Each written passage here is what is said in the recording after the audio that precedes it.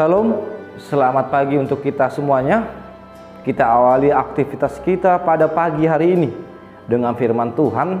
Terlebih dahulu saya mengajak saudara untuk berdoa. Terima kasih Tuhan untuk hari yang baru yang Tuhan berikan kepada kami. Biarlah kami menjalani hari yang baru yang Tuhan berikan dengan sukacita melalui firman Tuhan yang menjadi kekuatan penuntun dalam hidup kami.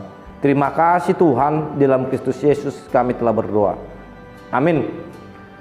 Saudara yang terkasih dalam Yesus Kristus, firman Tuhan yang menyapa kita pada pagi hari ini tertulis dalam Matius 5 ayat 44. Matius 5 ayatnya yang ke-44. Saya akan membacakannya untuk saudara-saudari terkasih. Tetapi aku berkata kepadamu, kasihilah musuhmu dan berdoalah bagi mereka yang menganiaya kamu. Sekali lagi, tetapi aku berkata kepadamu, kasihilah musuhmu dan berdoalah bagi mereka yang menganiaya kamu. Demikianlah firman Tuhan.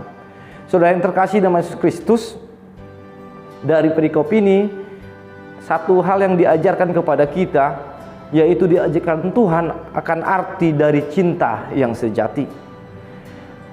Apa itu mencintai dalam kehidupan kita? Mencintai adalah kualitas tertinggi dari kepercayaan atau iman kita. Itulah yang paling tertinggi, mencintai, kasih. Kenapa saya katakan seperti itu? Mencintai adalah hal yang dilakukan oleh Allah. Di Yohanes 3 ayat 16, Tuhan berkata, karena begitu besar kasih Allah akan dunia ini, maka Dia menganugerahkan anaknya yang tunggal untuk kita. Kita lihat bagaimana Yesus mengorbankan dirinya untuk kita. Dan disinilah kita diajarkan ternyata kualitas tertinggi dari iman kita orang Kristen, yaitu mencintai. Mencintai juga diajarkan melalui nas ini bukan hanya orang dekat, bukan hanya orang yang kita kasih, tetapi orang lemah, berdosa, bodoh, dan bahkan dalam nas kita ini musuh kita sendiri, enemy. Pertanyaannya untuk kita sekarang, bisakah kita mencintai orang yang berdosa? Bisakah kita mencintai orang yang lemah? Dan bahkan bisakah kita mencintai musuh kita sekalipun? Saya yakin banyak hal yang terjadi. Kalau ada musuh kita di Soma, di Laumaho, di Simaho, kita pasti akan mengatakan untuk mengusirnya. Itu yang terjadi saat ini. Dan disinilah diajarkan Tuhan Yesus Kristus melalui firman Tuhan saat ini, di mana kita diajarkan untuk bisa menahan sakit, tidak mendendam, karena ajaran Yahudi mata ganti mata, mulut ganti mulut. Jika dalam Yesus, tinggalkanlah dendam itu. Hidup dalam kasih, yaitu memaafkan kepada orang yang bersalah kepada kita. Kita ingat perkataan Yesus di kayu salib yang sangat terkenal, marmuati ma amang aidang diboto nasida nadiula nasida. Kita lihat begitu kasihnya Yesus, tidak menyumpai, malah memaafkan di detik-detik yang terakhir.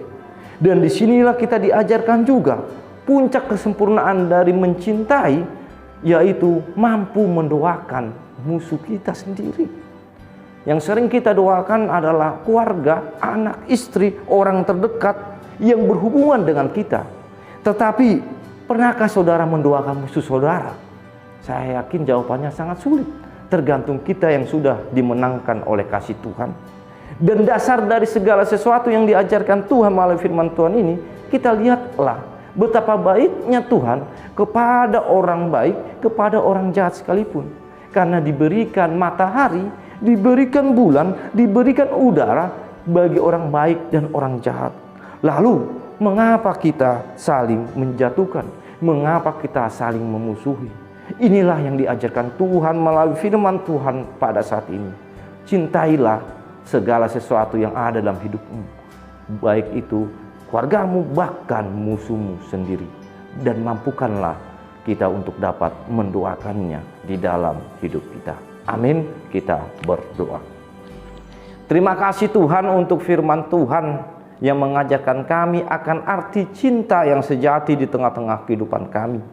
Kami diajarkan Tuhan untuk dapat dimampukan mencintai orang-orang bukan hanya yang dekat dengan kami, bahkan musuh kami. Dan kami diingatkan untuk membawakan doa kepada mereka yang memusuhi kami, agar kasih Tuhan boleh juga hadir di tengah-tengah kehidupannya. Dan kami boleh mengingat betapa besar kasih Tuhan kepada kami melalui anak-Mu Yesus Kristus, sehingga kami tidak binasa, tetapi kami memperoleh hidup yang baru. Oleh sebab itu Tuhan, dalam hidup yang baru yang Tuhan berikan, mampukanlah kami, ajarilah kami untuk dapat mengasihi sesama kami. Oleh sebab itu Tuhan, melalui firman Tuhan hari ini, biarlah itu yang tertanam di dalam hati dan pikiran kami. Sertai Tuhan perjalanan gereja-Mu sebagai sarana berkat bagi kami untuk memperoleh pengajaran firman Tuhan. Oleh sebab itu Tuhan, sertai seluruh majelis, sertai seluruh pendeta dan bahkan jemaat-Mu, agar dalam kasih dan naungan Tuhan. Dan bantulah kami untuk beraktivitas, untuk melaksanakan hari kami pada pagi hari ini dengan sukacita, dengan berkat yang dari Tuhan, sehingga kami boleh dapat berpengharapan di hadapan-Mu, memperoleh hal-hal yang indah di tengah-tengah kehidupan kami.